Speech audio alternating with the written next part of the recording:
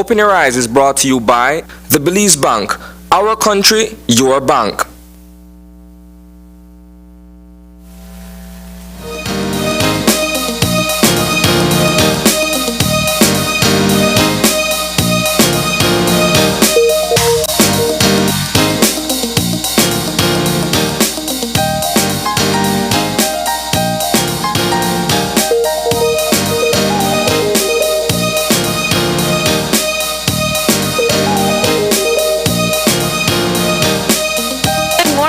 Welcome to Open Your Eyes. Start your morning right. I'm April Martinez. And I am Isani Cayetano. And good morning on another week, another Monday. A wet Monday morning. A wet Monday morning. It was a wet weekend. Yes.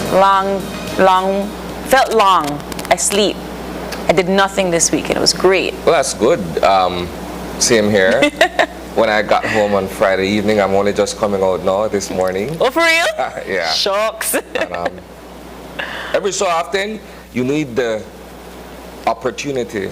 You take full advantage of that opportunity to, rest and just relax. Isn't it funny though that the only time, well, I'm not sure about you, but most people do that is when they're forced to do it, when they're either sick or if it rain outside or if the weather is bad, they physically can't get themselves somewhere. For some of us, rain doesn't really stop the reggae jam, right? But as you've mentioned, like, it doesn't have to be something that's forced upon you to be able to just pause and just relax and rejuvenate.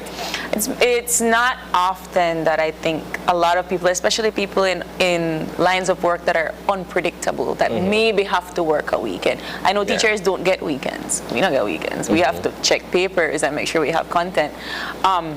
So when the time forces you, I think there was also like a small power surge in certain parts of the world, in the country that were not able to, function. That also forces them to sit down and not do anything. Well, if that were the case, I never really felt it, to be perfectly honest with you. I think I saw a flicker in the light sometime yesterday morning.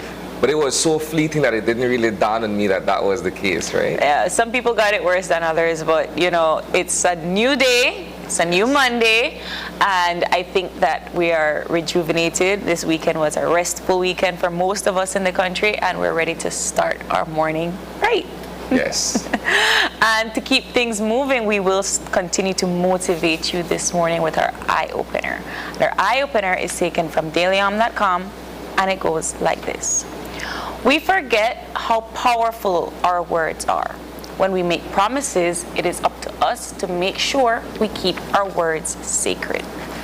Ever since human beings could speak to one another, they have been making promises and keeping them or not keeping them.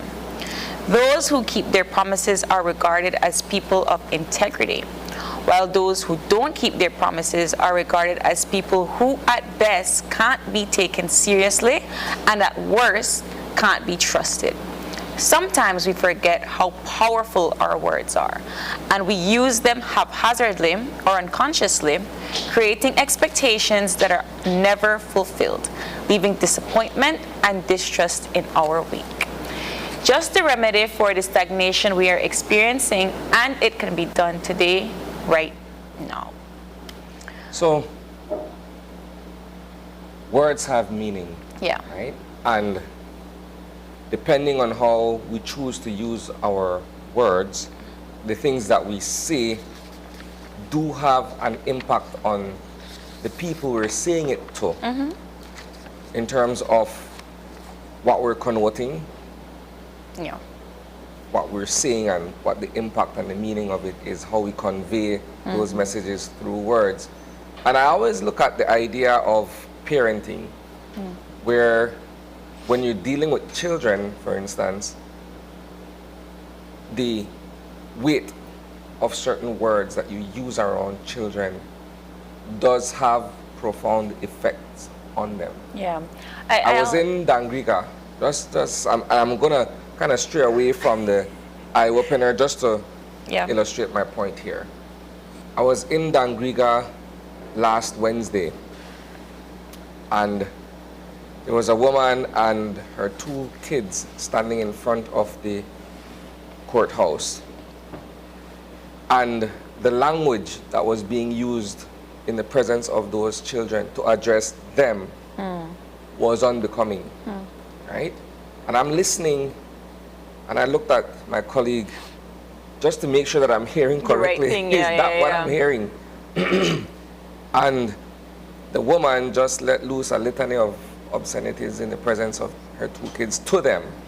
And these kids are no older than perhaps 2 and 4 years old, right? And I'm listening to it, I'm like, doesn't she know that what she's saying and how she's saying it will shape these kids' mindset when it comes to their use of language or their behavior, right? And I'm just using that as an example to show the point that words do have meaning. They're symbolic or they're literal, right? And so to the eye-opener, when you look at what you say and how you say it, you could either soften up a situation or you can make it all the more tense, if that were the case, right? But we don't usually step back and say, okay, how am I going to maneuver through this situation verbally? We just fire off at the mouth. I do think that when it comes to us making promises, keeping promises, or not keeping promises, it does come back to exactly what you said, what we say and how we say it to a certain person. If you are aware of a situation where you think that you're not being able to fulfill a certain duty or fulfill a certain promise, do your best to make sure that you are informing the person that is, you know, sort of looking forward to whatever you're promising.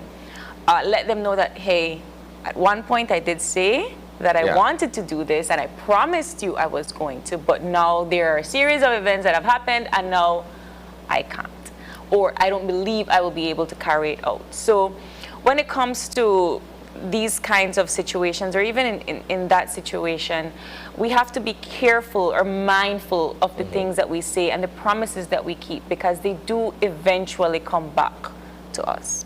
Well, at the end of the day too, there is the very real notion that actions speak louder than words. So in a case where you're making a promise to someone, it is up to you to be able to fulfill that promise through the very actions that you need to set out to take. And again, the perfect example for me is always parenting. Right? So I go back to this one, right? Kids have certain expectations, particularly when they're looking to you to be able to fulfill those expectations. Like you could imagine a child around Christmas time is expecting a gift. Whatever it is that you can't afford, or whatever it is that you tell them that they will get, or even if it's a surprise, you don't tell them exactly what it is, but they're expecting that on Christmas morning they will receive something as a gift. And so being able to make that promise, telling them, hey, don't worry about it, Christmas, I got you, and then you don't live up to it. You could imagine the heartbreak, right? And there's only so much of that you will do before the child loses all confidence in your ability to deliver on that promise. And then therefore their entire idea or concept of what a promise is will be distorted, and whatever they carry out in their life will probably be about the same. Same thing in professional life, right? You are expected to perform, you're expected to deliver, and when you fall short of that, based on you having given your word, and you are well beneath that, if you fall well below that bar that you've set for yourself, then people kind of step back and say, you know what, this person isn't as serious as he or she should be when it comes to the job. And, you know, those are just examples of how powerful promises are. I agree, but wherever you are today, try your best to give yourself, don't make promises you can't keep, and if you do feel like you have already made that promise, you're trying your best to fulfill it, but there's just no absolute way, make sure you inform that person, because communication is key. I always feel like if you communicate, that will solve a lot of our world's problems. Yes, it does. But we have to get moving into our show for this morning, and we move on with the weather. Like Islani and I mentioned, it's been a very wet weekend wherever you are in this country. I hope that you're keeping dry. And we hope that the folks from the National Met Service of Belize will have better news for us for today. I think my summer season is over. I think we're quickly moving into a new direction where there's less sun and more rain, but let's find out. Moist and unstable easterly airflow prevailing. The 24-hour forecast for Belize and her coastal waters calls for cloudy skies today with sunny breaks, and high temperatures are expected to reach 86 degrees Fahrenheit along the coast to 90 inland and 82 over the mountains. Tonight, skies will be mostly cloudy with low temperatures of 78 degrees Fahrenheit along coastal areas to 72 inland and 68 in the higher elevation. A few outbreaks of showers and thunderstorms will develop mainly along central and southern coastal areas this morning, then decreasing by afternoon. Tonight, showers and thunderstorms will redevelop mainly over southern areas. The winds will blow from the east at 5 to 15 knots and the sea state will be light sharp. A high tide occurred at 5:43 this morning, and this will follow by a low at 1:43 in the afternoon. Another high occurs at 8:14 tonight and a low at 24 minutes past midnight. The sun rose at 5:33 this morning and will set at 6:22 in the evening. The moon comes up at 3:28 this afternoon and set at 2:45 tomorrow morning. The outlook for Tuesday and Tuesday night is for cloudy conditions with outbreaks of showers and thunderstorms over most areas, but more so along the coast. In the sargassum forecast, the impacts from sargassum mats on our beaches is expected to be minimal to moderate over the coming days. And in the tropical weather outlook for the North Atlantic, the Caribbean Sea, and the Gulf of Mexico, tropical cyclone formation is not expected over the next 48 hours. And that's your morning forecast that was prepared here at the National Meteorological Service. All right, so that was the general weather forecast brought to us by the National Meteorological Service of Belize. And we want to say thank you to forecaster Crystal Rosales for providing us with the weather update. Absolutely. And of course, we got to get moving. It is Monday morning, so that means that it's time for Eye on the News.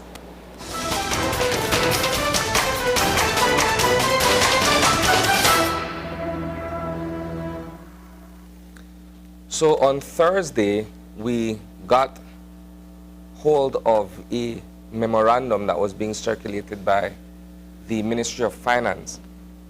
And this went out to various government departments, informing the public officers that, one, there is a hiring freeze in effect, and two, that certain allowances are being reinstated for ministers of government, chief executive officers, and heads of department. And we spoke with the Public Service Union on Friday, and the union, the PSU, has its own perspective on the reimplementation of these allowances. Now, first of all, on the idea of the hiring freeze, these were matters that were discussed with the joint unions negotiating team, in the sense that the government and the representatives of each of these trade unions discussed what this moratorium, if I could use that expression, what this moratorium on employment would be for the public service, for government. And I think one of the points that were being made on Friday is the fact that, well, while government says that there's a freeze on hiring new persons, that perhaps it will at some point hire its own people. Yeah. And I guess that was one of the observations that was being made. But the other one, and going back to the issue of the allowances in this case.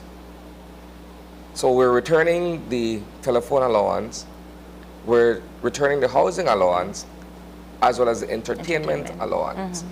So immediately, it was being flagged that perhaps these individuals don't need as much as $1,000 to be able to cover the costs of telephone usage. When we're saying that the telecoms providers are offering certain packages that don't go anywhere near $1,000 per month, which would include perhaps unlimited. I mean, we had already seen this issue from before the cut before COVID when they were issuing these allowances. We already had these kinds of conversations about the issues that we, as the public, had with them. I personally thought that after they had been reinstated, that there would have been either a reduction or perhaps a redisbursement of how they're doing it, so it wouldn't be so standardized. And I do see the issue with it. The factor of the unemployment freeze is one issue that I think for most public services would say to themselves, well, we do need help, but in order for us to get our return, this and this and this has to happen. I get that portion. I don't get the portion of being reinstated these allowances, particularly the entertainment allowance.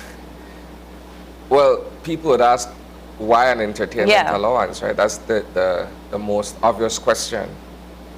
Well, every so often, ministers, CEOs, HODs do have to accommodate certain people, like you have social events or what have you, mixers and that type of thing, and that comes at cost, right?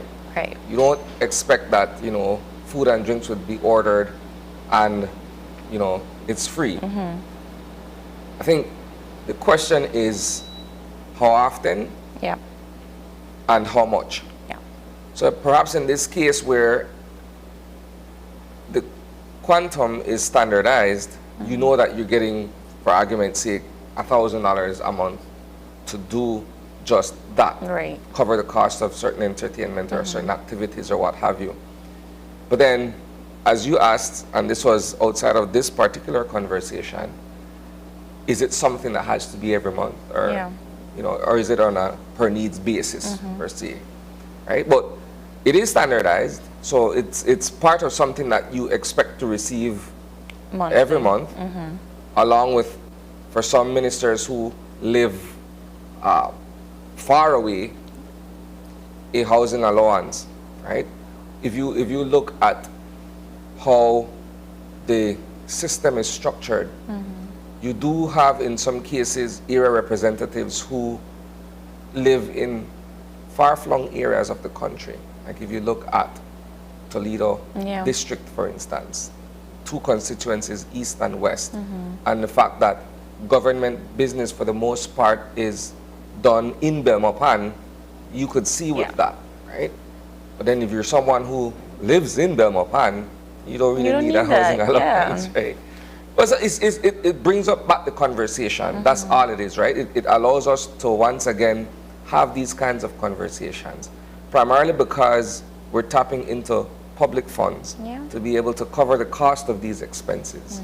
I do understand certain reasonings, like you rightfully mentioned with the housing.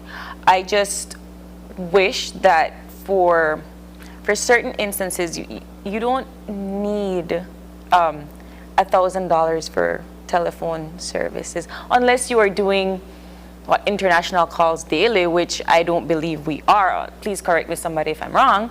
But that in itself would not allot to $1,000 a month. And let's be very candid about how we are communicating these days.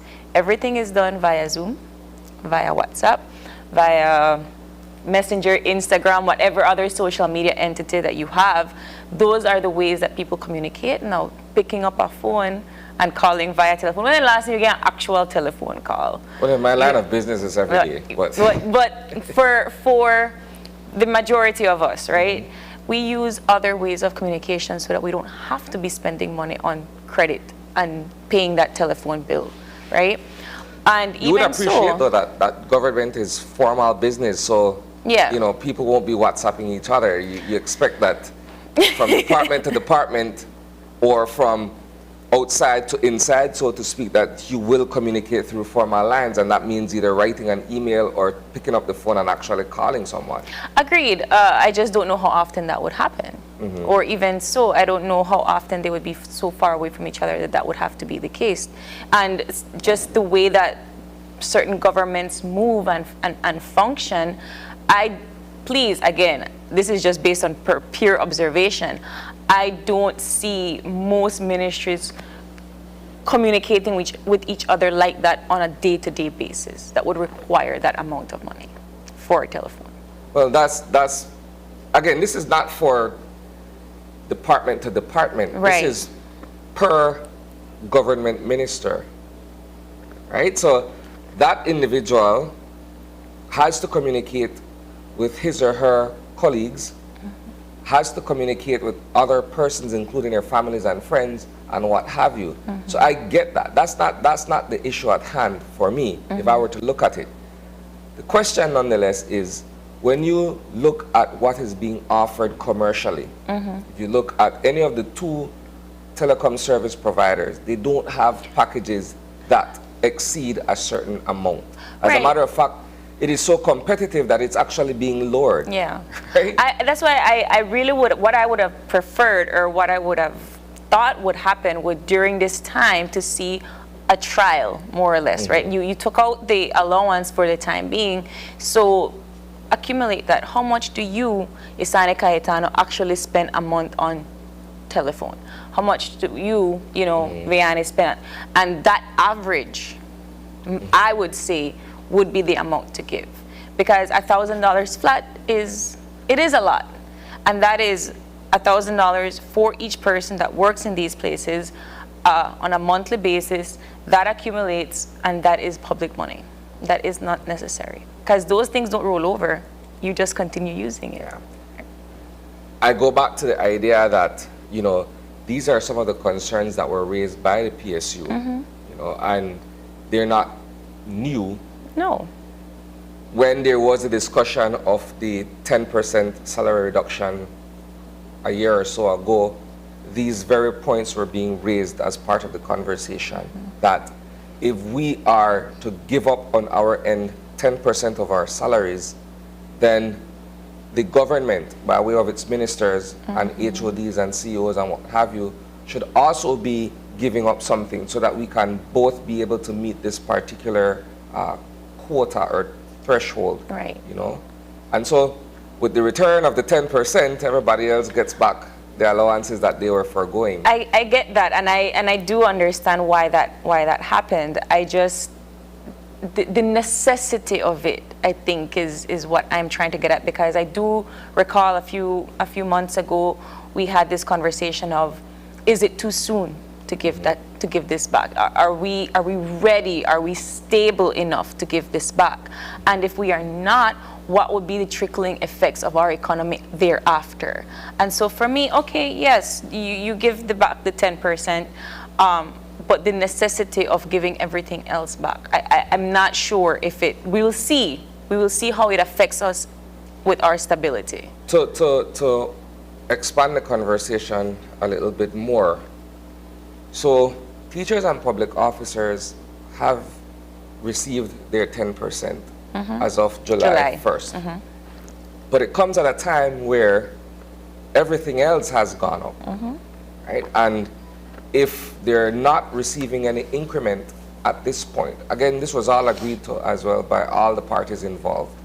So there is no increment. You get back your 10%. But when you look at cost of living, you look at the idea that we're still very much, being affected by crushing inflation, then some people are saying, well, the 10% came in handy just for me to be able to balance off. It's not as if though the 10% comes in where I could, save or I could invest in other areas. It's only for me to be able to level off my expenses. Yeah, I think that that is why we have this conversation about whether or not we were prepared, whether or not we were ready. Because regardless of the 10%, we are not providing raises, we're not providing increments, we're not providing more jobs, opportunities, and so forth. So our economy will be stagnant for quite some time. You and I will be able to probably afford a little bit more than others because we have a stable job. But for those that probably are just starting up their businesses and so forth, and depending on that business, whether or not they are able to make that money for the month, will be with an instability for quite some time. And the way that resources are not being met, products are more expensive, taxes are being raised in all parts of the world, I don't know how long we're going to be able to stay stagnant. You know, when you look at the universal picture, if we are to look at the state of the economy, if we are to look at where we as individuals fall in this picture, and the fact that while there is rebound, and perhaps that is to be commended, we're still very much in a place where it's precarious. Yeah. At least on an individual level, where you're saying everything has gone up except my salary, right? So you find yourself having to make certain decisions that affect how you manage your household, that affect how you commute to work, how you're able to deal with education expenses for your kids if that's the case, or how you're able to, you know, work out your mortgage situation with the lenders and that sort of stuff. Because at the end of the day, when you walk up to the cashier and you have a basket of food items or whatever it is that you're purchasing, you would recognize immediately that prices weren't the same a year ago, last year, you know, it's completely different. I mean, if even if you're talking about sending more children to school, when they're done, do you have job opportunities for them?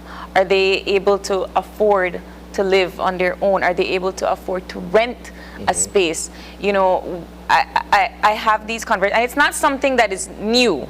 You know, we've been having these conversations for years. I wonder if I am going to ever be able to not live with my parents and live independently, or be able to have a family, or be able to afford to have a family. Because that's it right there. Can you afford to have a home with a family? Because if you have a job and I have a job, but we still can't make ends meet, that means that you're stretching yourself thin. You need to get another job. I need to get another job just so that we can live. And that's not sustainable.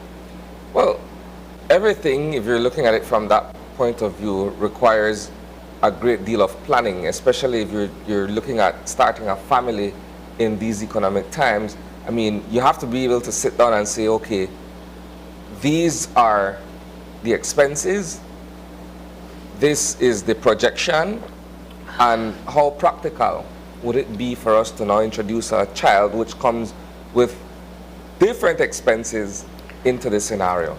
Most people don't necessarily do it that way. Oftentimes, you know, the child just comes about, and then we try to work around the situation. But to bring the conversation full circle here, the idea that you were mentioning that jobs ought to be created for persons who come out of the formal education system.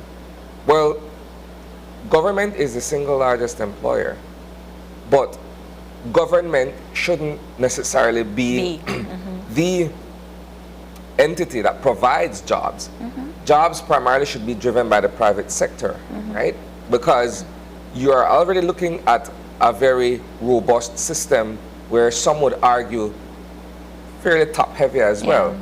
And if you're looking at the grand scheme of things where we're saying we're trying to move in a direction where we're introducing e-government and all of these other services, then would we really need to be hiring more people to come into the government system? Perhaps not. That's a matter of a discussion for another time. But I'm simply saying that that's how you look at the situation. Right, so that's the conversation that's being had in the wake of this particular circular that was being issued on, well, last week. The other thing that I wanted to touch on briefly was an incident over the weekend where a 35-year-old businesswoman lost her life in an attempted robbery. Yeah. And this was in Ladyville on Saturday morning. Yeah. Around 12:18 a.m. Police responded to a business establishment on Perez Road, Yeah. where they were informed of a shooting incident where Vanessa Acevedo was shot once in the chest by someone who came to rob Her. the cocktail bar.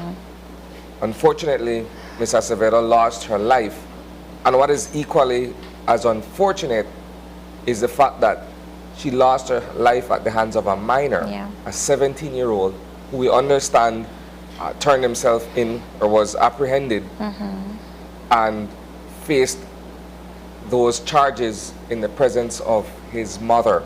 Yeah. So we will be getting more information on that later on this morning. But it's just an altogether tragic situation that unfortunately has become part of our reality as well. It's true, and I mean, it goes back to conversations that we have in terms of why does a minor have this kind of weapon? What compelled him to feel the need to do this? What, there's so many unanswered questions that I feel that the only way we're going to be able to understand them is when you do your report for tonight's newscast. All right, so these stories and more certainly you will be able to catch at 6 p.m. on News 5 Live, or you can catch our content on Facebook and YouTube.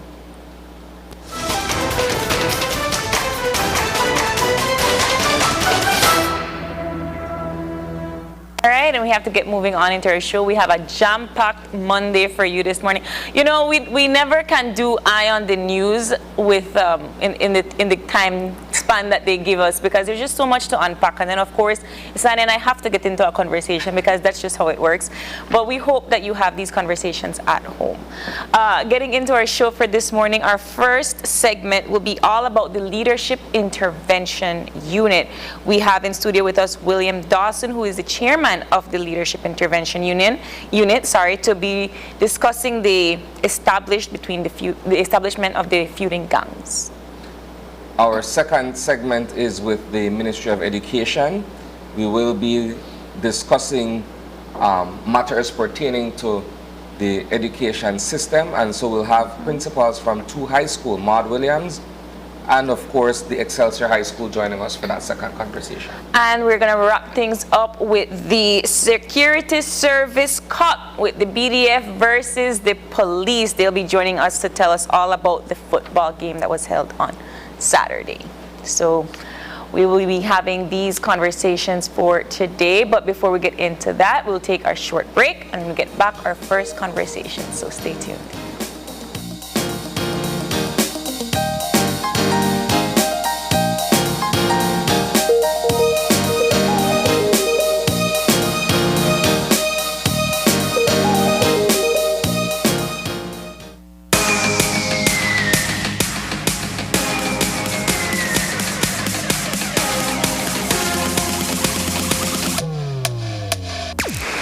Download the SmartStream app on the Android Play Store and create your account to get access to movies and stream at home or on the go. Prepaid customers can purchase regular data packages or get a discounted rate on a special SmartStream package by dialing 7737. Postpaid customers will be billed monthly. Never miss a movie again with SmartStream. Have you been searching for a premier parcel of land in a safe and enchanted community? Well, Pukta Villas subdivision in Orange Walk is your answer. Come and choose your prime home estate at the Pukta Villas Property Expo, Sunday, August 28th from 9 a.m. to 5 p.m. at the Pukta Villas Park next to Trial Farm Village. This is one event you don't want to miss. There will be amazing promotions on lots and services on that day only. Let us show you the spectacular amenities this master plan subdivision offers. Don't miss out on the complimentary food, drinks, face painting, bouncy house, and much more. Bring your family to an atmosphere of refinement and comfort. For more information, call 610-3182. Pukta Villas, a true residential paradise offering more. After a rough week of school, Jake and his friends decide to treat themselves to frozen coffee. And since they don't have cash on them, they decide to use eCash. With eCash's geolocation feature, Jake can easily find the nearest coffee spot. With eCash's built-in option to split bills, Jake can pay the bill and his friends can reimburse their portion of the bill. Jake scans the merchant's code and confirms payment. Jake then views his transaction history and taps on the transaction recently made, then taps the Split the Bill button where he selects the Evenly option to evenly split the bill. The application splits the bill automatically. His friends receive and accept the request. Geolocation and splitting the bill via eCash makes Jake enjoy his digital lifestyle.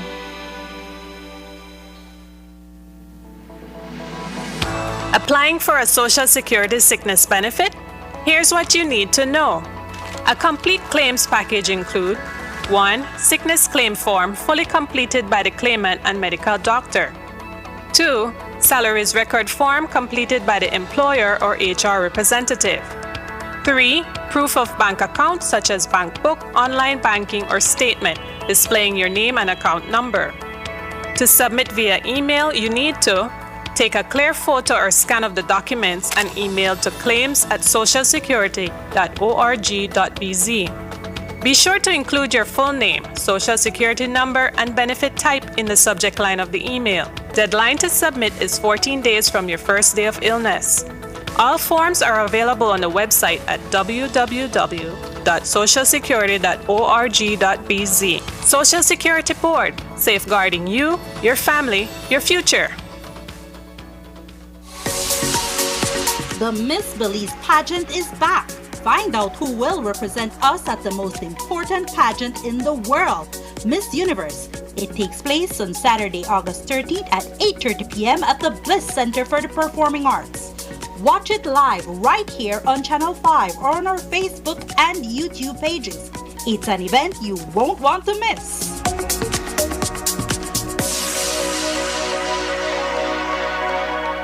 Are you looking for low-cost television advertising? Have we got a deal for you? Advertise on Channel 5's Daily Classifieds. Channel 5's Daily Classifieds is one of the most effective methods for introducing yourself and your business to the community.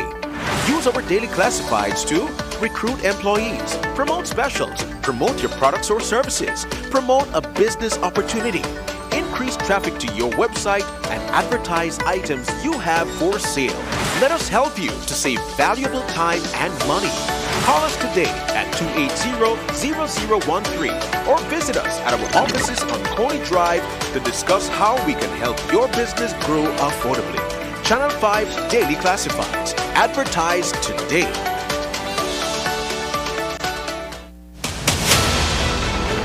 Dwayne Moody, Isani Cayetano, Marian Ali, Paul Lopez. Your News 5 Belize teams do whatever it takes. Go wherever they need to go, so you can catch the story wherever you are, whenever you want, on whatever device. Channel 5 Belize on television, Facebook, Instagram, and YouTube. Because news is now everywhere, all the time. And so are we. And we'll be back in a few, so stay tuned. Thanks, Jen. Hey there, we know you have to head out to work shortly, but don't forget that you can stay tuned by watching us on our Facebook live stream. Find us at Open Your Eyes BZ, and you can continue watching there. You can also download Facebook Watch on your streaming device, and you can watch at your own convenience. And for all the behind-the-scenes fun, follow us on Instagram at OYE Belize. So, find us and follow us today.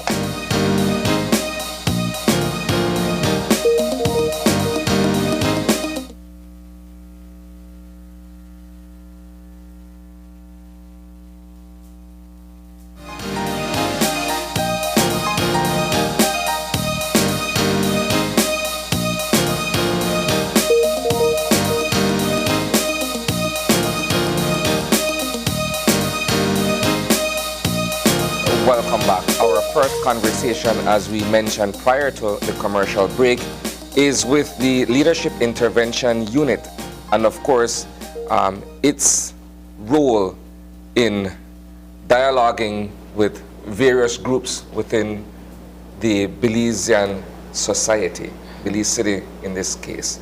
We have with us this morning the chair of the Leadership Intervention Unit, William Dawson. Good morning. Good morning. We also have the treasurer of the Port AVP Innovators, Coretta Apollonia. Good morning, everybody. Good morning. And of course, we also have Raymond Gongora. We all know him as Futi Gongora. He is the director of the Lekai Transformers. Good morning, folks. Good morning. Morning. Let's begin first of all, William, by getting a synopsis of where we are. At present, we know that there was a spike in crime and violence in the Lake Independence community, where currently there's a state of emergency. And while that is not within the ambit of the LIU, you guys are responsible for bridging the gap, for bringing both parties to the table to see how you could perhaps broker some kind of a agreement or a peace treaty, so to speak. Let's begin there. Okay, yeah, you're right. There was a recent spate. We've seen quite a calm. I think the longest length of calm, right, in quite a few months between those two groups. And unfortunately, some idle fella or fellas, acted outside of their group's responsibility in terms of keeping the peace and fired some shots, and that eventually started a domino effect. And state of emergency was called. But that is not to overshadow that, we have been in talks with these guys. In fact, when the murder of Darren Banks happened, we were on the ground with those guys, and we managed to really diffuse a lot of tension that was building between them. And the guys were willing to come back to the table, and that is the key. If you go and look at the records where these feuds are concerned, there's multiple murders that happen in a very short space of time. And so that is the essence of the dialogue, so that we can open the floor for reasoning and for them to get an opportunity to vent. And primarily we have seen that there's a decrease in retaliation when that occurs. I want to get to the bottom of a few things, just to really lay out the foundation, right? So, in your experience, what is it that is the cause, more or less, of the feuds? And once you get down to the bottom of that, how do you then open that dialogue? How does that conversation even look like? It's a very sensitive thing to approach, because a lot of these guys are hurting.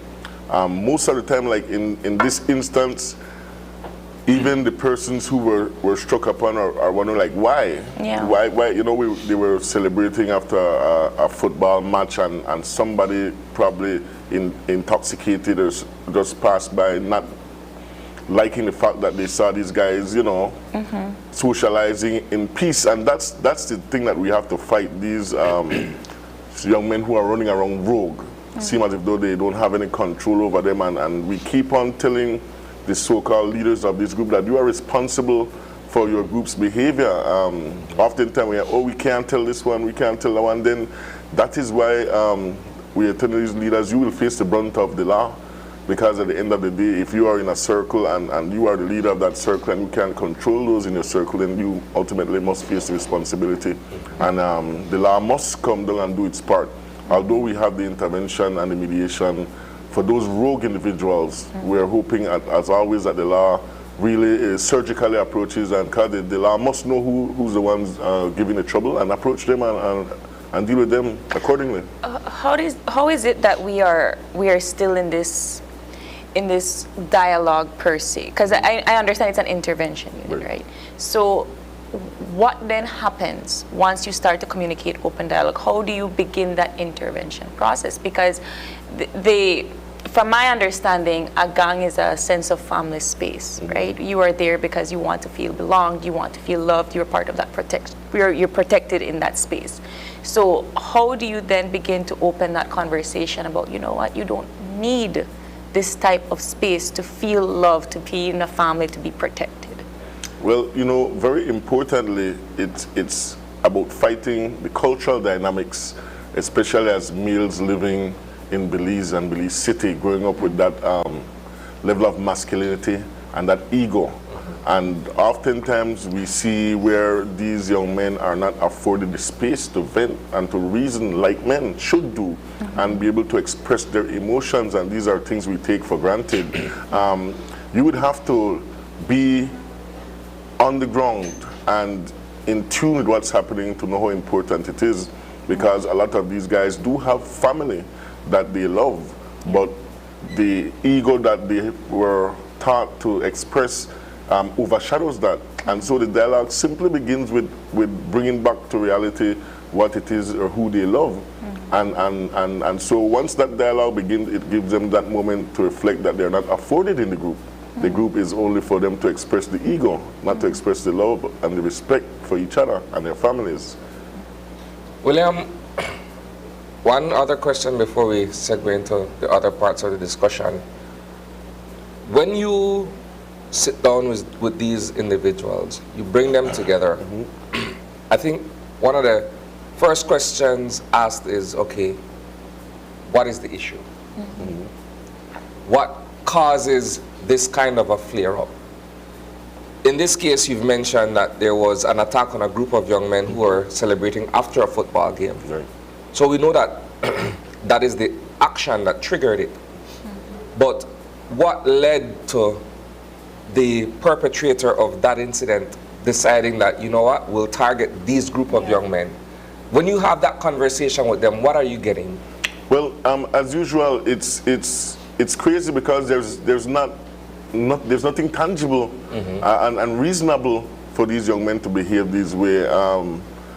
This whole turf territory thing, it's overrated in terms of this whole gang anomaly, and we've always said, and they themselves admitted that, you know, Belize City or Belize doesn't really have gangs or organized groups. These groups are not organized. They're very haphazard in their approach in terms of this feud, and at the end of the day, it's not like they're getting anything out of these wards. They're going to prison, most of them with nothing in their bank accounts, with leaving their families out here to fend for themselves. And so these old feuds, and definitely we have to look at a therapeutic approach in terms of the psychological state and mind of these young men, because a lot of them are hurt individuals and hurt people. And so that's the first thing you have to understand. Many of them, their fathers were killed, their brothers were killed, and so they're walking around with that chip on their shoulder, waiting for the first opportunity. And we tend to highlight just the feuds among the young men. There's a lot of young women as well walking around with the same type of energy, and if you notice on social media, there's so many fights between them. So everybody, especially post-pandemic, heated and frustrated and looking at the first opportunity to express their anger, and that's just how I see it. It's just that some of these boys have guns and they're using it, and we're seeing these flare up. So now my question to either Coretta or Ray, how do we begin to break the cycle? And what are some of the initiatives that we're putting in place to see how we could get these at-risk youths into something more meaningful? I asked that question, but in the back of my mind, and I'm being as honest as I possibly can with myself and with you guys, over the years, we've seen a lot that has been done. And it's very difficult to get a hold of the minds of young people and keep their attention in the right place. How do you guys now set out to make a difference in this particular situation? Okay, so Mr. Dawson said a lot. And one thing that stands out the most to me is, you know, family. These guys are hurt. They're conditioned to be macho, to suppress, and then you suppress until you explode. And so our take, or my take, the take of my group and my community, our scope is to reach them at that tender age where you're still at sponge, where you're still sucking information.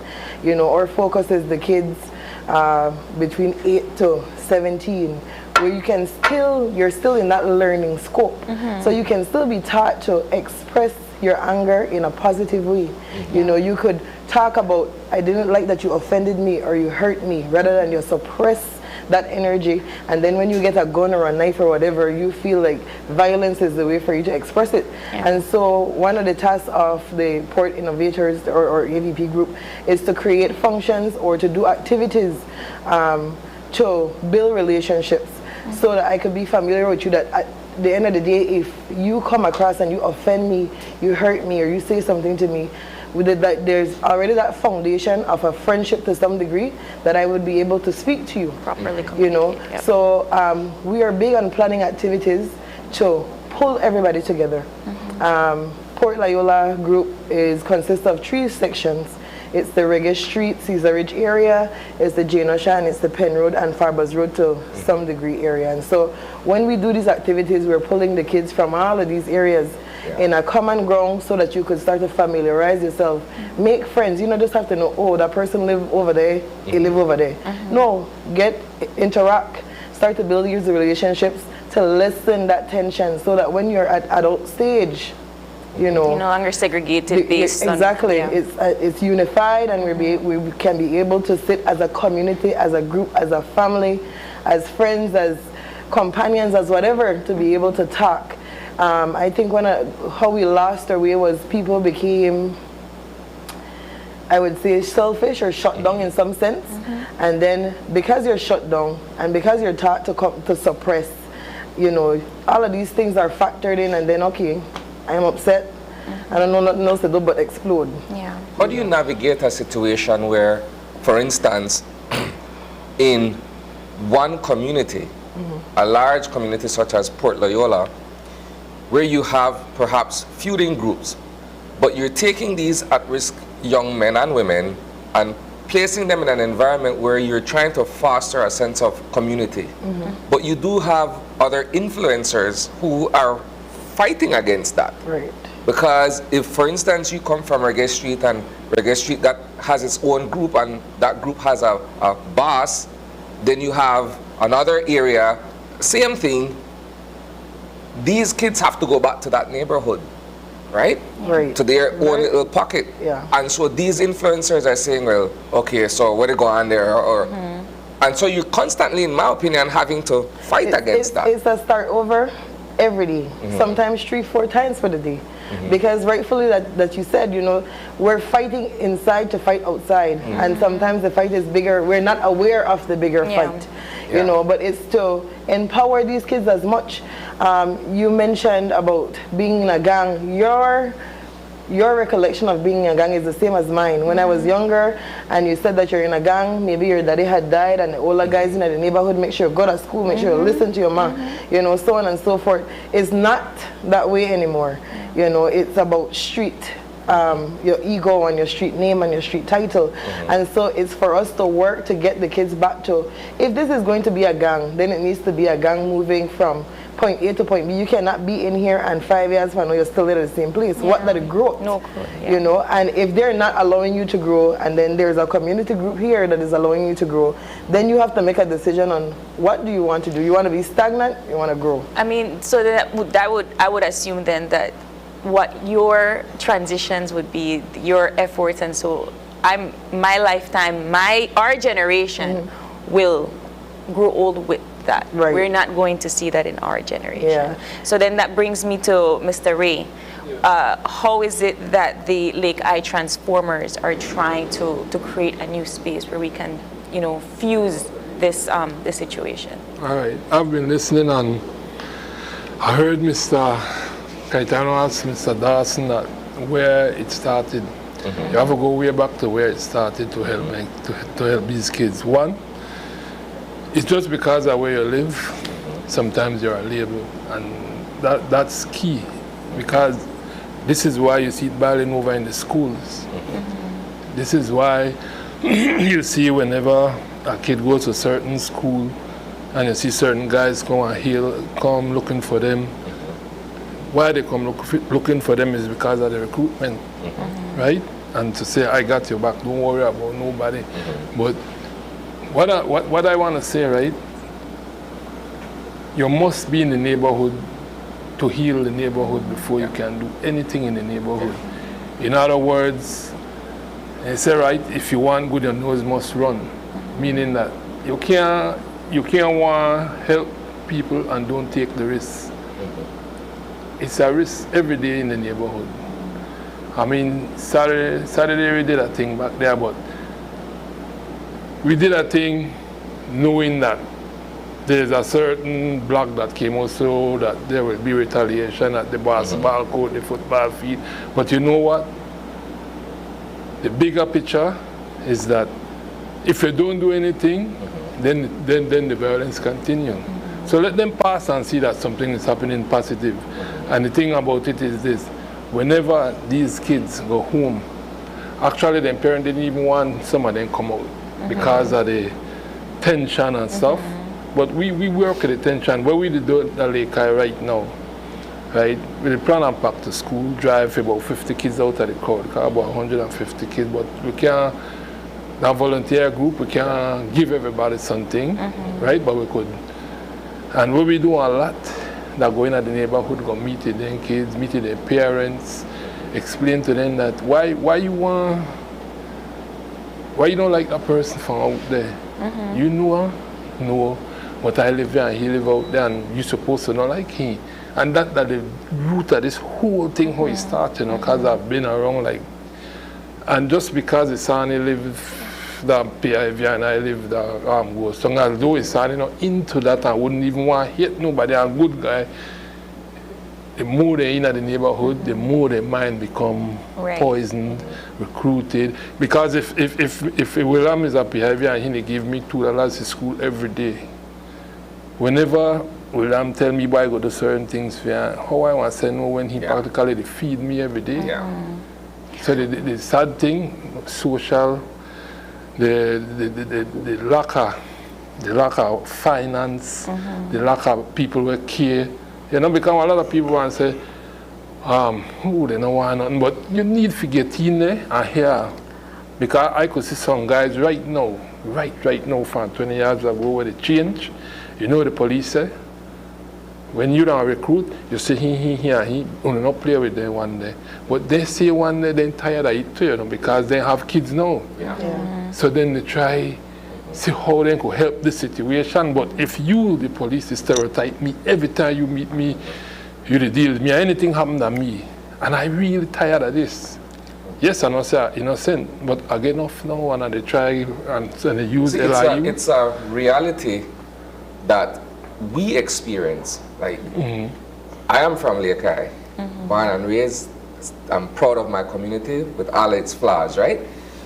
When you look at that situation, you do have some of the older people who have survived gangs, who have learned that this is not necessarily the way, and so they themselves have kids who they would want to see take a different direction. But if at the end of the day, as you rightfully said, they are being stereotyped and profiled by others in the community, and sometimes it's not just the police officers who are on patrol in the neighborhood. It's the way how we in society still look at them. Yeah, you don't allow them to be able to express themselves as something different than what you know them. I have a very, I think I have a very, I don't know if it's a silly question, but you mentioned recruiting, you mentioned protecting this community, you mentioned, I even hear Isan saying he's proud of his community and all its parts. What good is recruitment and protecting a community if there's nothing left to protect? And that's a good question. And that is why we have community leaders and these groups who are taking back the community. We have to take control of our communities and by extension take back our homes. Right. As parents, as elders, we have a responsibility to nurture and support these children as well, because a lot of these recruitment can only take place if we leave our children unattended and not being able to give them the necessary support that they need. because that's all these gangs do. Like Brother Footy said, some of the, there's a lot of hungry children in these communities.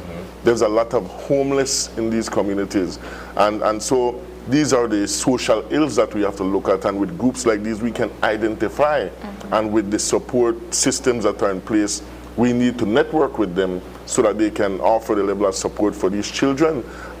There's a lot of talent. For example, I'm glad when Isani bring that up. We have prominent people that have risen out of these communities, but for some odd reason, some of them are ashamed, they're afraid because of the stigma created, but we are not afraid. I myself grew up in that community. So we have to speak on behalf of those good, law-abiding citizens in this community, not focus on gang members, because at the end of the day, I'm sure that there's people within these communities who are tired of it as well. But you cannot be, if you're not a part of the solution, then you're a part of the problem. Yeah. And a lot of people criticize, they speak down on these communities, but they've never been in them before. They don't understand the love. You could walk through Lake any day and you will not just get randomly shoot down, But that's the stigma that is created around these communities. That is the energy that is highlighted. And that is one of the things that we have to change. It's so easy for us to give to negative energy. Right. You broadcast it everywhere. And one of the things that I like with watching the American news, if tree puppy ban, that is on the news. We want to highlight good. Tree puppy ban every day, but that's our big news. And those are the things that we need to put out there. Small little activities within the Port Loyola community. Creating this group, I was made aware that there's a lot of little subgroups that were doing the work behind the scenes, and so we have opened and invited them for us all to be together. Yeah. You ask what is there to save? A child is born every day. There's always going to be something to save. Our group doesn't just only focus on the kids. We want to create that community raising a child sense.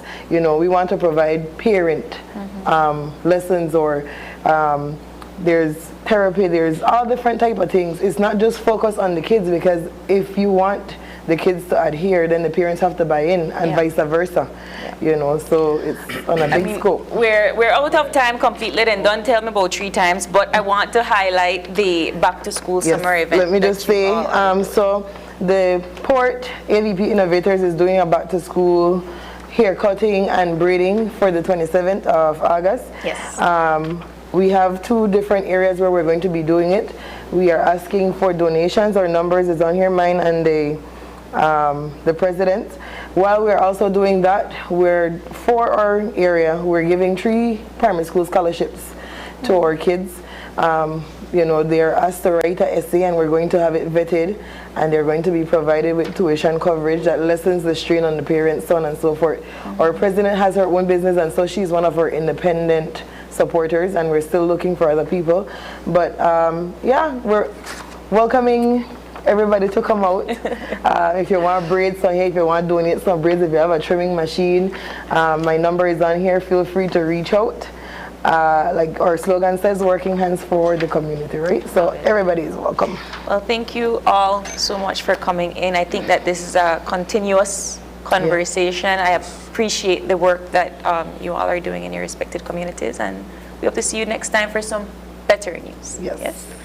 And with that, we are going to take another break. But before we get into that, Phoenix Boutique's Look of the Week. Let's check it out. Welcome to the Phoenix Boutique. Here's our look of the week. We have our Meraki white and orange clay earrings, our cider deep orange jumpsuit, Zara white strapped heels, and this look is completed with a Tommy Hilfiger sling bag.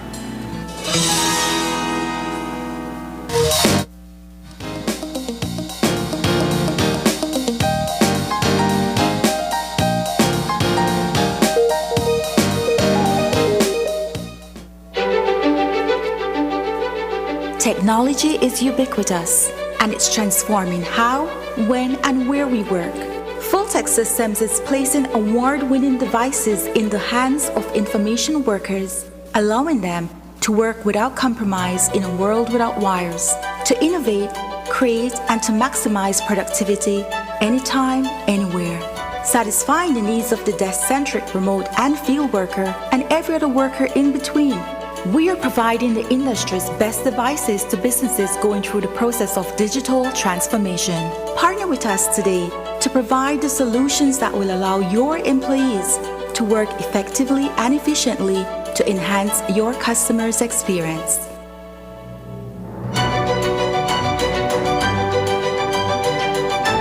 Fulltech Systems, your technology center, where you'll come for the price, but stay for the service.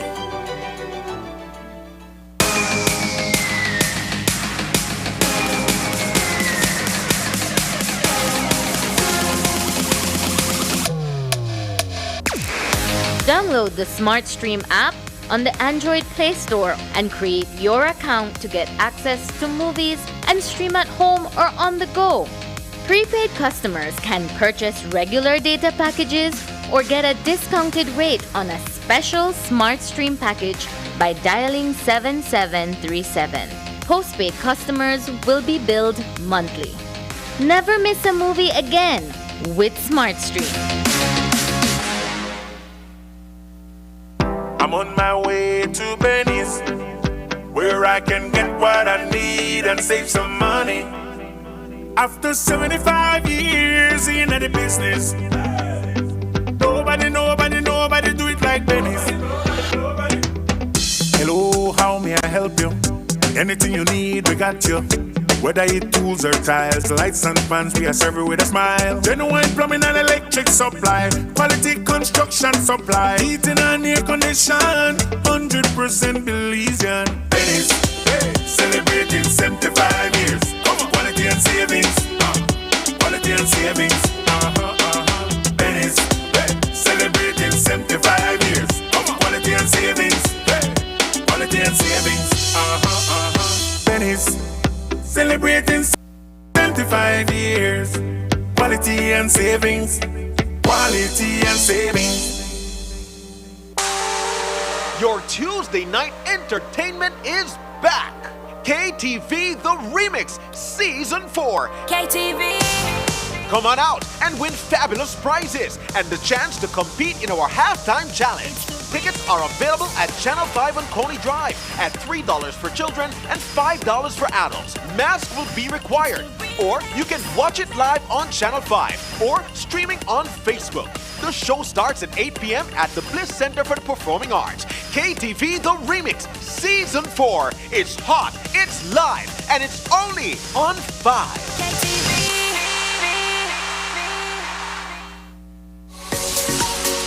The Miss Belize pageant is back. Find out who will represent us at the most important pageant in the world, Miss Universe. It takes place on Saturday, August 13th at 8:30 p.m. at the Bliss Center for the Performing Arts.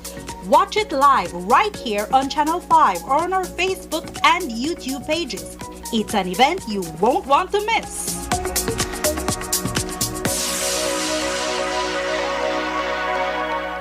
Are you looking for low-cost television advertising?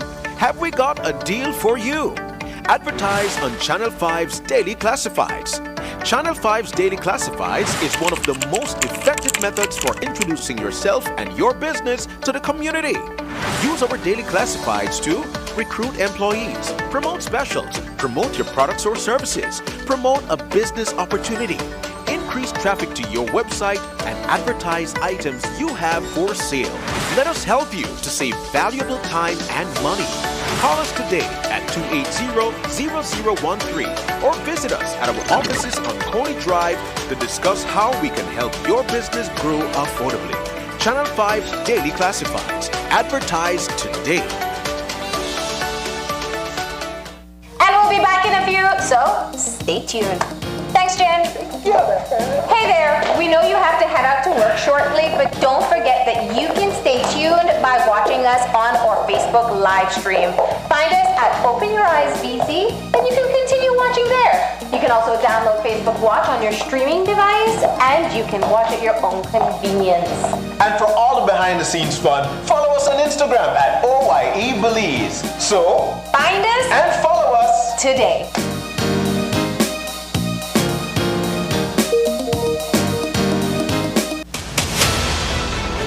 Dwayne Moody, Isani Cayetano, Marion Alley, Paul Lopez.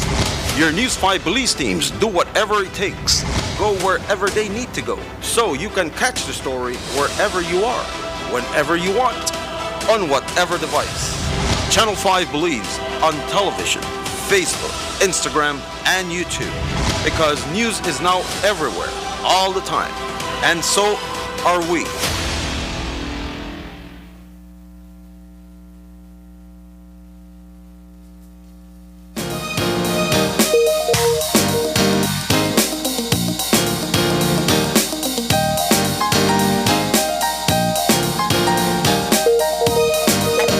Back with our second conversation for this morning. Joining us in studio, we have Deborah Domingo, who is the principal at Maud High School, and Dawn Waters, who is also the principal at Excelsior High School. Good morning, ladies. Good morning. And so our conversation this morning is centered around the Belize Education Uplifting Pilot Project. First of all, congratulations on your schools being the pilot schools for that project. What was, I guess anybody could answer this question, your reaction when government said, okay, this is what we're going to implement in your school for the coming semester? Well, absolute delight. Because, you know, there was an assessment done of the 4 government-owned schools in Belize City, particularly Southside Belize City. And there were things that we had in common, challenges that we had in common. We served the same profile of students, hence the commonality there. And so out of that assessment came the recommendations, and it's from the recommendations that we have this awesome project. Actually, we should call it a program. As you know, projects have a start and an end. Yes. But it is absolutely exciting because our students will get to benefit in ways that previously they were not even imagining. So, you know, our appearance this morning is really to sensitize the wider public about what the program is about and what benefits students will have when they enroll at Maud Williams High School or at Excelsior High School or Sadie Vernon Technical and Gwynlis-Araga High. So let's get into that itself. What is the project and who stand to benefit from this particular initiative? I believe that all students who live on the south side of the city tend to benefit from it because our clientele normally come from the surrounding geographic areas, and so they tend to benefit with respect to free tuition, right? That is a part of the policy. Uniform, they plan to be receiving a minimum of 3 uniforms, and we can give them more as a need-by-need basis. Mr. Mingo touched earlier on the feeding program. And so they have the benefit of getting breakfast or lunch, and administrators will decide which is more beneficial to them. I know in my particular school, breakfast is more beneficial to us because it has helped us with attendance and lateness to school because they want to access the meal. Textbooks, each child will be receiving a computer to help with completing assignments, to help with research. So there are many benefits to it to be enrolled in one of these 4 schools on the south side. So when it comes to the benefits and the way the project is rolling out, are all of these entities going to come all together all at once for each student, or is it going to come in phases? From what we've been informed, it will come just about all at once.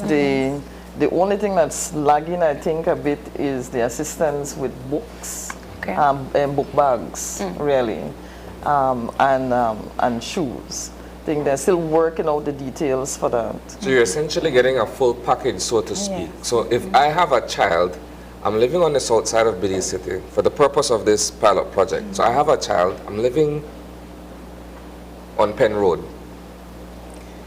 and perhaps my child has chosen Excelsior High School as the secondary school of choice for him.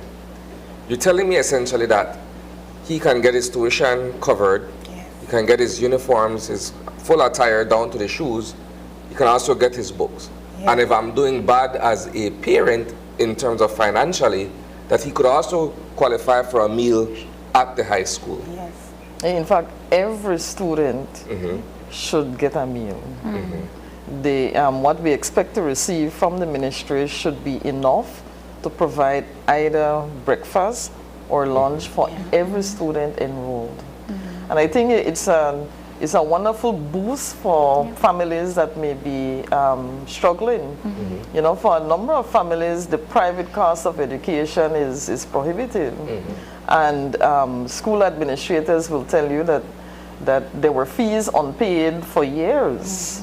And so the government now assuming the fees that, you know, parents would normally pay is a boost not just for the families but the school. As without fees being collected, you know, our institutions end up resource-strapped, and there is not much to do the infrastructural maintenance and upliftment that's necessary. When it comes to the respective schools, prior to the program being established, how was the enrollment like? Are you seeing a change in that now that your schools are the pilot for this program? Well, one of the reasons why we are here today is to ensure that the good news gets out.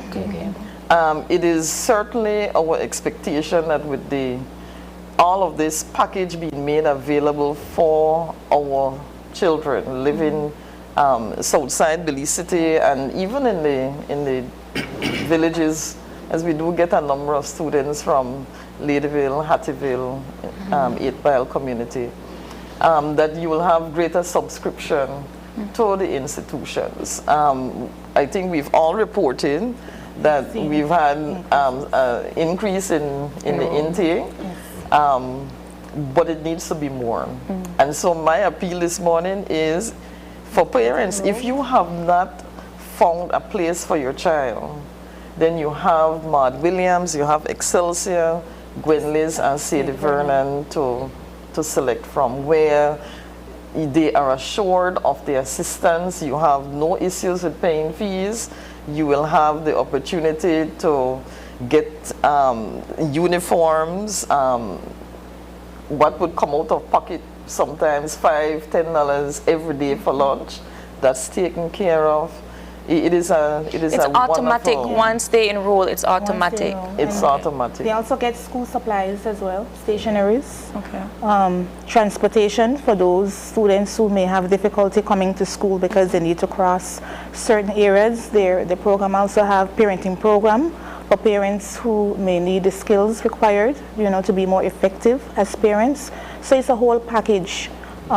Students and parents will be receiving once they send their child to these 4 schools. This is essentially what it sets out to be, a pilot project. So it's essentially government testing to see if this initiative is feasible and it can work. Depending on perhaps an assessment at the end of this particular initiative, they would be able to say, let's roll it out to another area of the country, or let's take it all the way. What are the measures here in terms of perhaps the Ministry of Education looking at the success rate in terms of either enrollment, in terms of being able to turn things around for some families who are struggling financially to be able to support the cost of education? So I think the project, soon to be program, should not be considered outside of the other efforts. You had guests before us and they were talking about their community work, because the problems the challenges that we face are linked in essence to poverty and issues in the community. I mean, among other things, right? But those are the 2 main ones. And so this, I think, needs to be looked at in the context of the other efforts being made at community building and upliftment. our students come from the very areas where, you know, the work is being done. And so we need to consider that. Obviously, we want to see improvement in schools enrollment, that the retention or repetition rate is lowered, that attendance, daily attendance would be improved, and the output, better school facilities. There's an aspect of the project that involves boosting the infrastructure of schools, internet. I think the ministry launched quite recently the Connect Ed program, which should provide Wi-Fi access in every classroom, you know, on a school compound.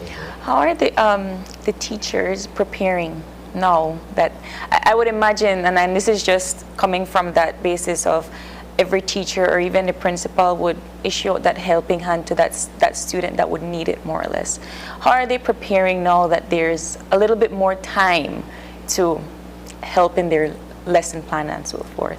I believe that for now the ministry is providing training. Yes. Right, so currently our teachers are in training as we speak. I know Ms. Domingo did her training last week, and we have to continue to work with our teachers as the program is rolled out and continue to provide training for them so that it is easy for them to deliver the curriculum, right?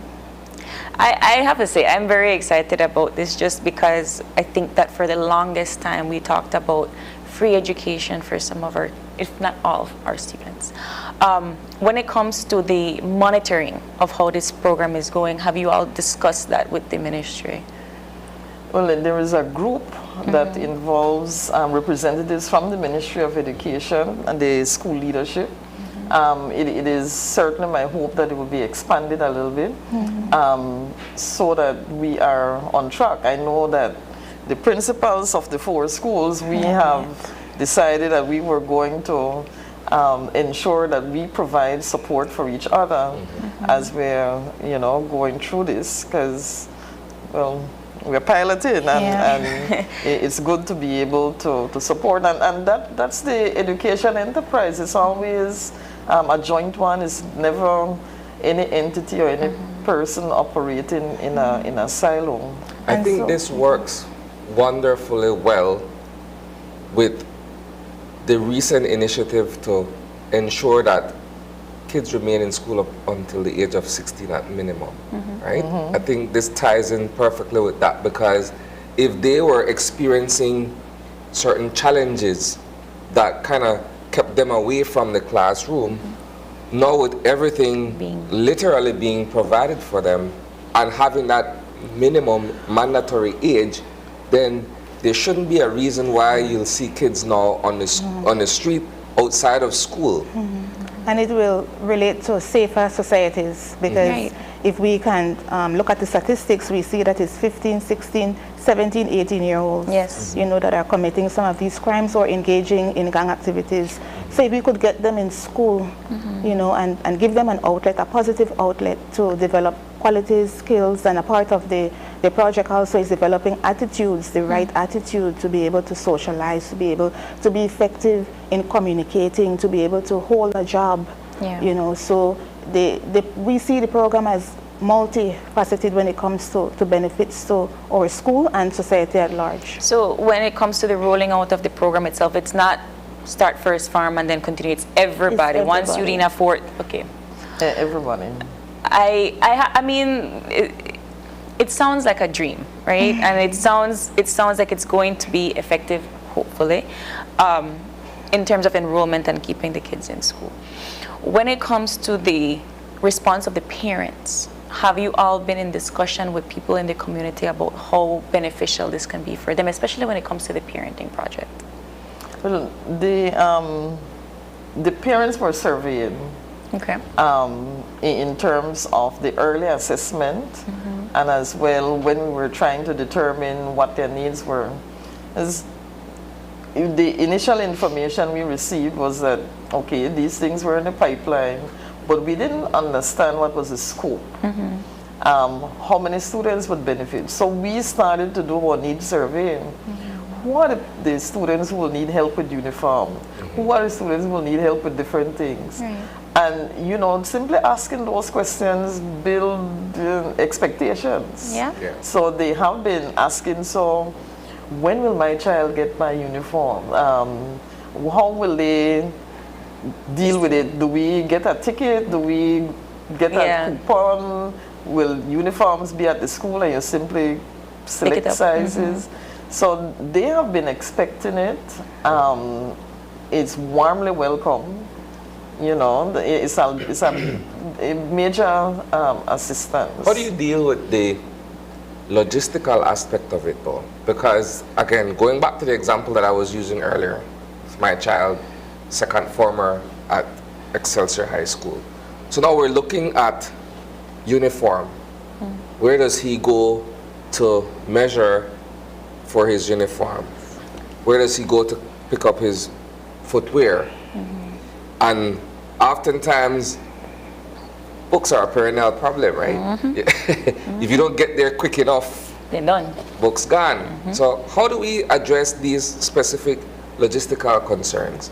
Those are being sorted out by the Ministry of Education, and so what we are supposed to do is to provide them with the data, and they have given us different suppliers, and so students will go to these suppliers in order to get, they'll be receiving a ticket, and that ticket they will take to the suppliers in order to get the uniform, the textbooks, the footwear, belt, and so forth. Okay. I think that it's a great initiative, and you said that you're here to promote enrollment.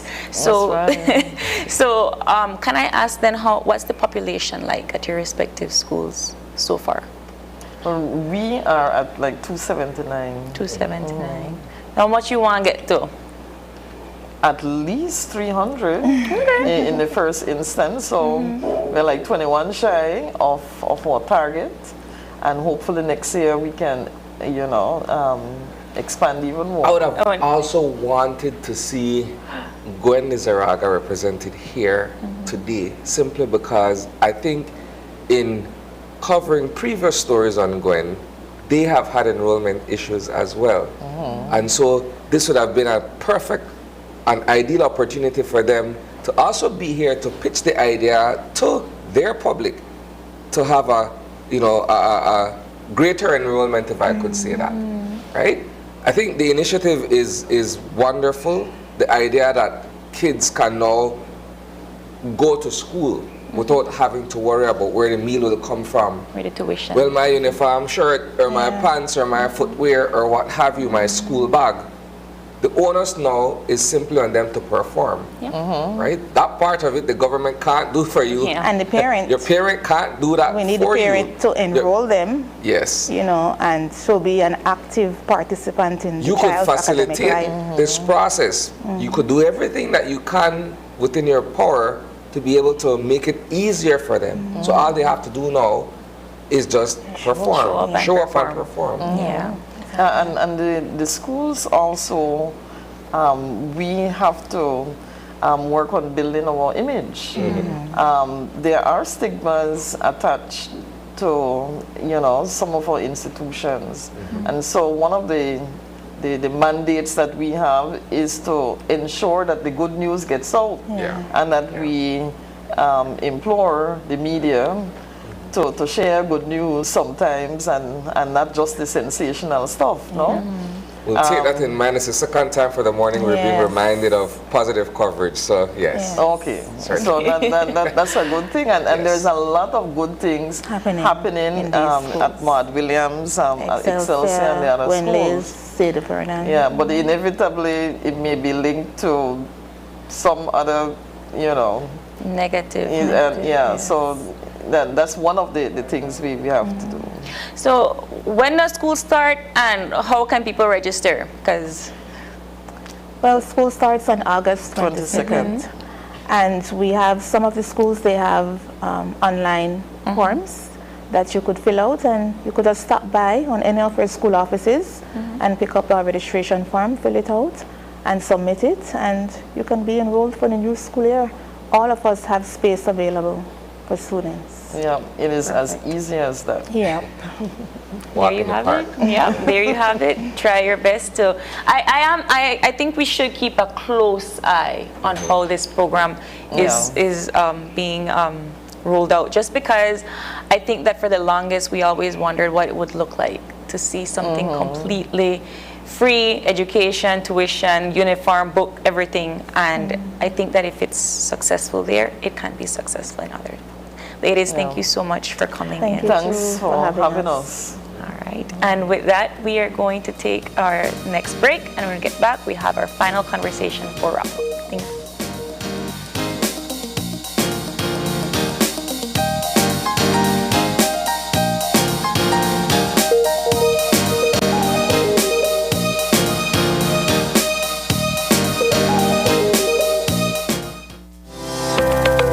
Galenia Hospital, located in Cancun, Mexico's premier tourism destination, is a state-of-the-art healthcare facility that provides highly specialized medical services. We are Quintana Roo's biggest private hospital with board-certified doctors and staff. Some of our services include cath lab, adult intensive care unit, neonatal intensive care unit, emergency rooms, operating theaters, ambulance services, and more. We are a medically accredited hospital by JCI, Accreditation Canada International, and General Health Council, providing extraordinary care in every specialty, from our cardiology department to our neurology center. We are focused on treating the entire person, body, mind, and spirit. Contact us at medicaltourism@hospitalgalenia.com or visit our website at www.hospitalgalenia.com. Come to Galenia Hospital in Cancun for a truly personal medical care experience.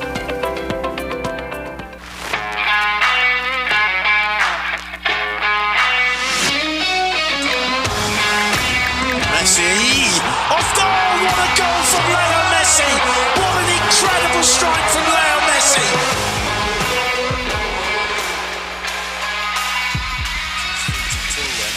Neymar and Messi standing over this. Messi!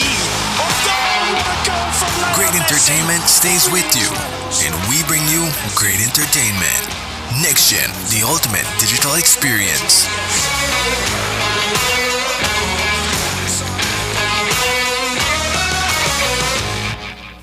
Your life just got a lot less complicated with Belize Bank Contactless MasterCard Debit Card. Introducing our Standard Debit and MasterCard Platinum Debit Cards. Now you can make purchases anywhere MasterCard is accepted with one tap, pay and go. Your contactless card never has to leave your hands, especially in these times. And your card is embedded with multiple layers of security. Platinum card holders get to enjoy extra benefits like price protection, purchase protection, trip inconvenience, and luggage protection, just to name a few. Start enjoying a cashless lifestyle today with the Belize Bank. Your Tuesday night entertainment is back. KTV The Remix Season 4. KTV. Come on out and win fabulous prizes and the chance to compete in our halftime challenge. Tickets are available at Channel 5 on Coney Drive at $3 for children and $5 for adults. Mask will be required. Or you can watch it live on Channel 5 or streaming on Facebook.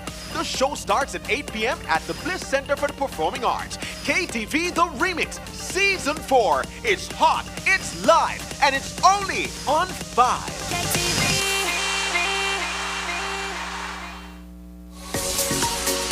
The Miss Belize pageant is back. Find out who will represent us at the most important pageant in the world, Miss Universe. It takes place on Saturday, August 13th at 8:30 p.m. at the Bliss Center for the Performing Arts. Watch it live right here on Channel 5 or on our Facebook and YouTube pages. It's an event you won't want to miss.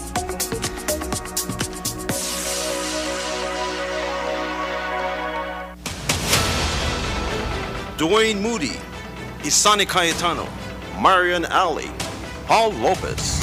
Your News 5 Belize teams do whatever it takes. Go wherever they need to go, so you can catch the story wherever you are, whenever you want. on whatever device. Channel 5 believes on television, Facebook, Instagram, and YouTube, because news is now everywhere, all the time, and so are we. Whether you're at home, on the road, at work, or at school, if you see news happening or suspect that something might be up, call or text the Channel 5 News Belize tip line at 672-5555. You don't have to give us your name, just give us the tip. That's 672-5555. Call or text us so we can check it out. And we'll be back in a few, so stay tuned. Thanks, Jen. Hey there, we know you have to head out to work shortly, but don't forget that you can stay tuned by watching us on our Facebook live stream. Find us at Open Your Eyes BC, and you can continue watching there. You can also download Facebook Watch on your streaming device, and you can watch at your own convenience. And for all the behind-the-scenes fun, follow us on Instagram at OYE Belize. So, find us and follow us today.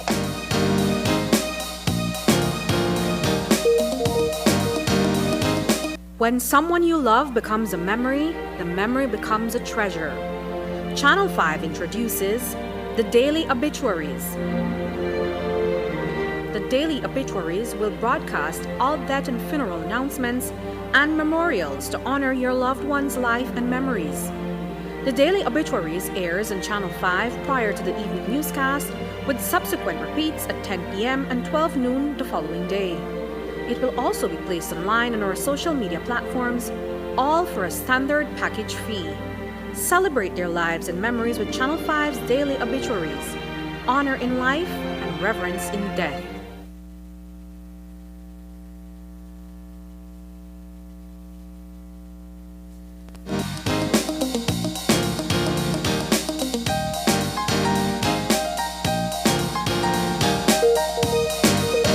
And welcome back. We're here for the final conversation of our show this morning. We have been joined on set by Ethan Wagner. He's from the Belize Police Department, and he's here to discuss with us this morning the Security Service Cup. It's a BDF and a police thing. Talk to us about this particular competition and what it means for you guys from a sporting point of view. Well, me as a player, not just as a police officer, I guess this stems back way from, years behind playing semi-pro against BDF. Has always been a rivalry because of the different, a healthy one, right? Yes, the different organization we represent. But the game on Friday, it's not just about football. It's about showing appreciation, to the security forces them. A family-oriented environment where you can bring your family and enjoy 3 different matches. The female football game, which consists of the Coast Guard and the police and BDF. And then right after that, they have the over 40 football game, the police over 40 against the BDF over 40. And then the elite game, which is the police versus the BDF. And what makes it interesting is because the players from BDF and the players from police, we played against each other, I would say, every season while we were in semi-pro. And the pandemic came and I guess wiped all of that away. So everyone is excited and anxious to be like, well, police is the best, right? Even though I think you're biased just a little bit. I'm not biased. What category do you fit in? Are you in the over 40? Are you in No. I am a part of the elite team. Okay, I am nice. a goalkeeper. I grab for the police elite team. So I know a couple of the guys that I've played against them before. So what, you said that this is something that you've been doing for quite some time before pandemic. When it comes to the the overall skills and techniques that you want your team to showcase? What are you most looking forward to? Well, we want to win. Well, so regardless of the techniques or the attributes what players have, the main goal is to win. But we work out every Tuesdays and Thursdays. You know, the group we have are guys from, I would say, 5-6 years ago. So we know each other's strength, we know each other's weaknesses.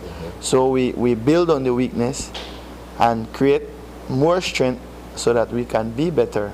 And the beauty about it is all of us are serving members of the Belize Police Department. All of us work our tour of duty. We find time to work out. We communicate with different commanders so that we can be available, so that we can work out together and become a unit, so that we can beat the BDF when the day comes.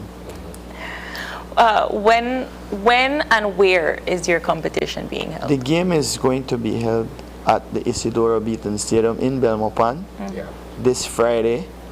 But before the game, I think they're going to have a ceremony with the cannon shooting.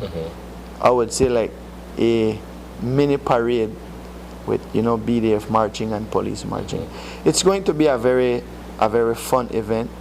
They have tickets on sale for $7. You pay $10 at the gate, but the money you're paying and what you're getting is, I would say, what you're getting is way beyond what you're paying for.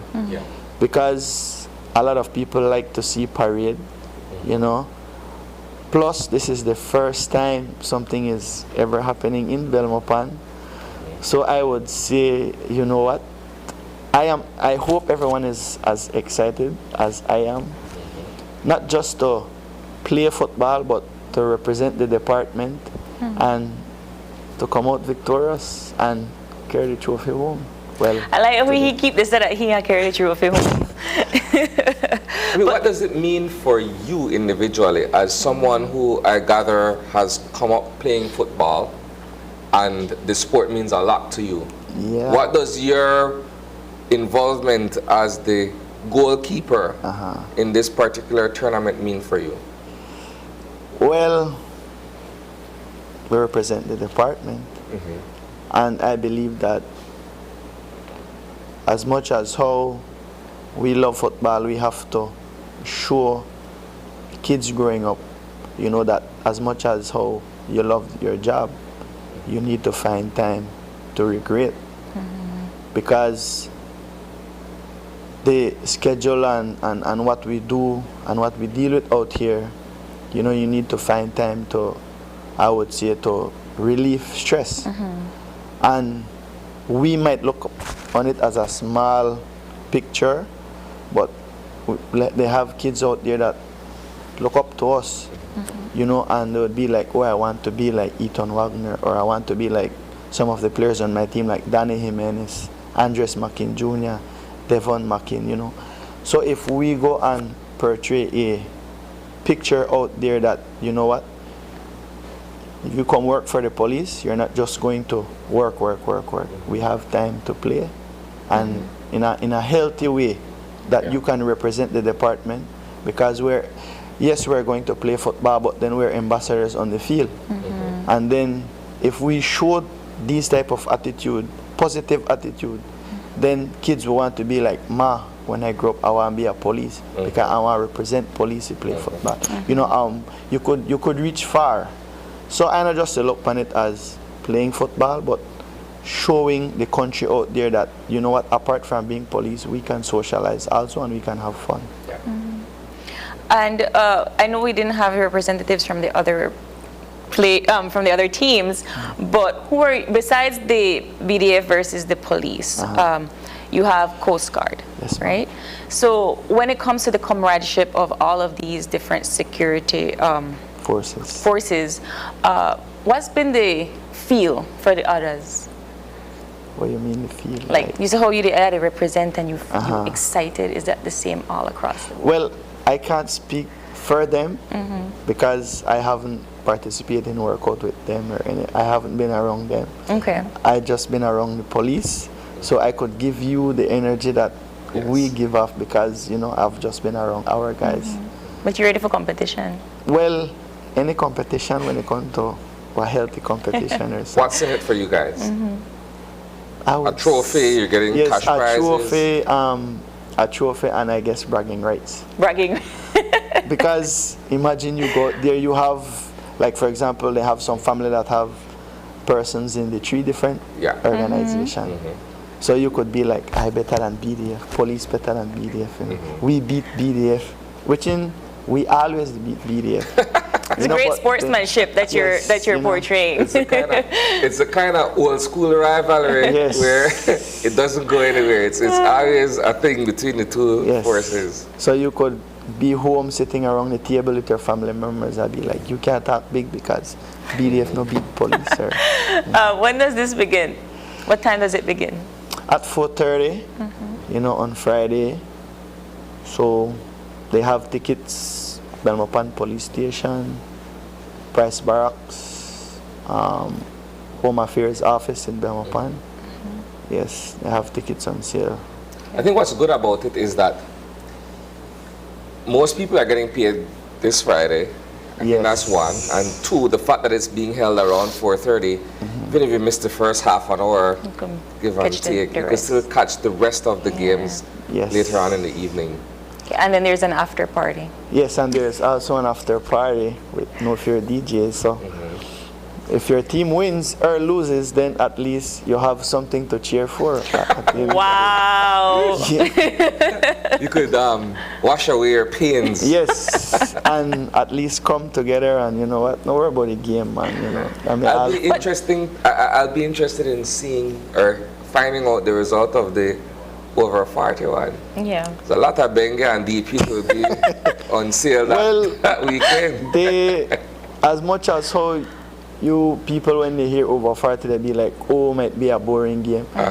When you think about it, it's just fun and seeing the elders in the department running around and we don't call it elders. That's what I said, the elders. Well, they're older than me, so I would say, let me rephrase what I said.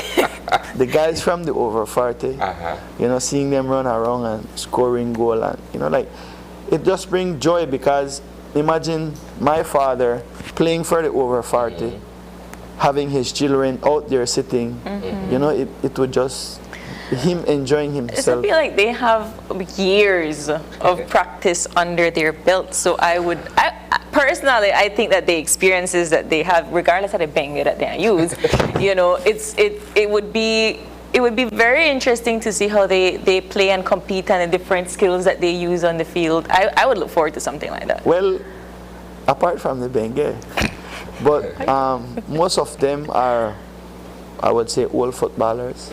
Most of them have played the sport in a young age.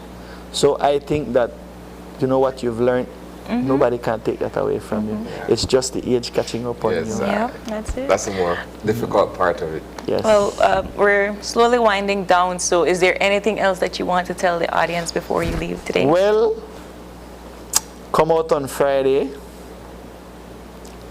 If you love football, come and support, I guess, the 3 different organizations. Not just police. Police first, and then the others after. You have chances to support 3 different, the female, the over 40, and the elite. You bring out your family, there will be face painting. Different persons will have food there, on sale. So if you feel like you wonder what you're going to eat for supper, you don't need to worry because the government will pay us before, I guess, Friday. So you can spend your money for Ali barbecue. Yeah. So I just look forward to it and make everybody come out and support not just the football, but what the Home Affairs Office is doing, bringing the 3 different organizations together to have fun. Perfect. Thank you so much for coming. Just to make you know that I'm not the only thing what happened at Belmopan and I catch feelings. But we look forward to the game and best of luck to you and your team. Well, you are here about the results, so I'll let the results speak for itself. Wow. Well, with that said, we are going to take our final break, and when we come back, we'll be in for wrap-up, so stay tuned.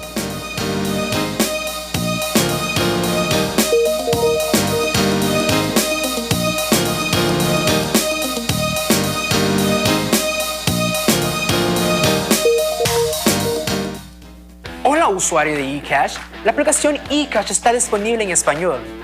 Cambiar el idioma de tu aplicación de eCash de inglés a español es rápido y sencillo. Déjame mostrarte cómo se hace. Primero, abre tu aplicación eCash. Introduce tu PIN. Toca el icono More en la parte inferior de tu pantalla. Selecciona Security. Selecciona Language. Y luego selecciona Spanish. Vuelve a introducir tu PIN y ya está. Tu aplicación de eCash está ahora en español y puedes seguir disfrutando de tu cartera digital eCash. La aplicación eCash de Belize Bank te hace la vida más fácil.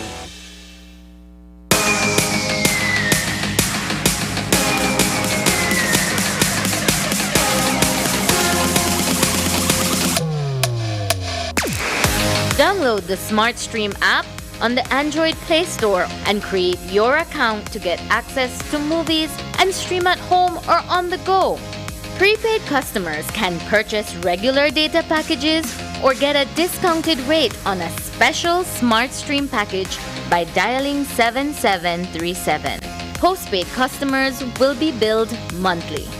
Never miss a movie again with SmartStream.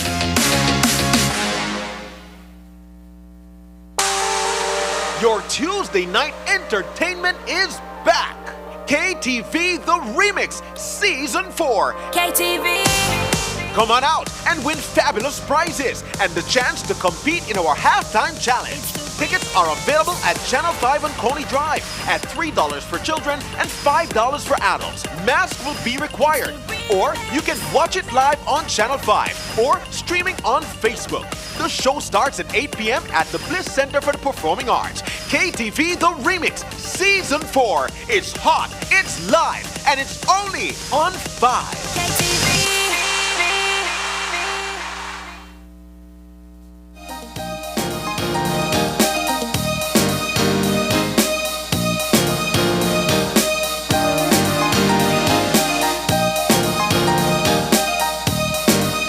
We are back just like that. Monday morning is off to a great start.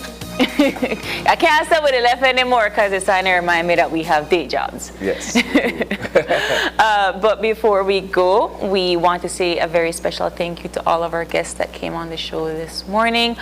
Big shout out to the Leadership Intervention Unit. You know, this is an ongoing project. I feel that no matter how much time you don't have thinking about it or having that conversation with your family about it, they're still working on ways to keep their communities safe and trying to rehabilitate and do that intervention that is necessary for the betterment of the community. I always look at the work of this particular group as something that is most needed in our Belizean communities, right? I was born and raised in Belize City. And when you look at the dynamics of the various neighborhoods and the communities, I think we need this kind of work more now than ever. Yeah.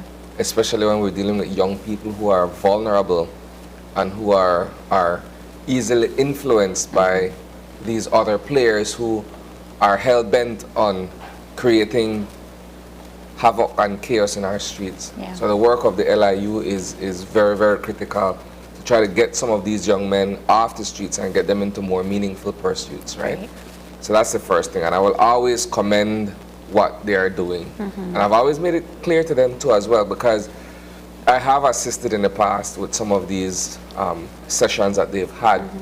And whatever it is that I can do, I've given them my word that reach out. I come from the same background as some of these young men. And so if it is that I am able to share and to try to do my part, then I'm out for it. Awesome. And of course, kind of just segueing from the same topic at hand, but into something a little bit more education. The education topic, you have the Belize Education Uplifting Pilot Project. that is there to basically enhance exactly what we're talking about in terms of community building and uplifting, whereby they were going to be providing everything for these 4 pilot high schools. We had the principals from Maud High and Excelsior this morning to basically not just talk about the program, but to tell you all that bring your child to this school. If you are certain that this is where you want the best, if you need that assistance, if you want to provide more for your children, these are the places to come, because tuition is free, food is free, uniforms, backpacks, shoes, it's all going to be provided for them. And I think that's a great start for this kind of initiative. Like I said earlier, I mean, everything now is up to the individual student to be able to perform at his or her best, given the fact that they'll no longer need to worry about some of these essentials, so to speak, right? So it should, in theory, clear the way for them to be able to perform at their best. Go into school and stay in school. And honestly, it's all about community building, because the last conversation was also about the police versus BDF Security Service Cup football match that will be held in Belmopan this Friday. And I mean, we had the representative from the BPD come in and discuss about what his team is doing and so forth. But it's good to see that all of these different authority institutions are coming together and playing a friendly match and showing good sportsmanship. Well, best of luck to all the participating teams in the various categories. I guess, you know, Friday, people in the Belmopan area or other parts of the country will journey to the Isidoro Beaton to participate, even if it's a matter of viewing from the sidelines what takes place on the field.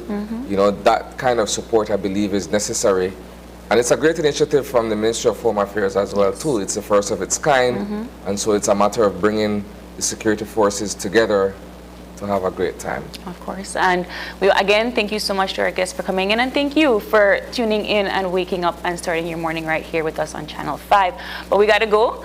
But before we go, we have a birthday shout out, and we want to say a very happy birthday to Irani Alpuche, celebrating her 27th birthday today. This morning. Happy birthday, Irani, from all of us here on Channel 5 and Open Your Eyes. We hope you have a wonderful 27th birthday. And with that, we have to head out. And if you have a birthday shout out or any questions or concerns, you can always drop us a line right here at OYE@channel5belize.com. I don't forget. And you can catch our live stream on Facebook at Open Your Eyes BZ and on Instagram at OYE Belize. We thank you so much for tuning in. We hope that we can see you all tomorrow morning when you open your eyes.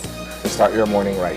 And be sure to keep your eyes, your minds, your hearts open. Bye, Belize.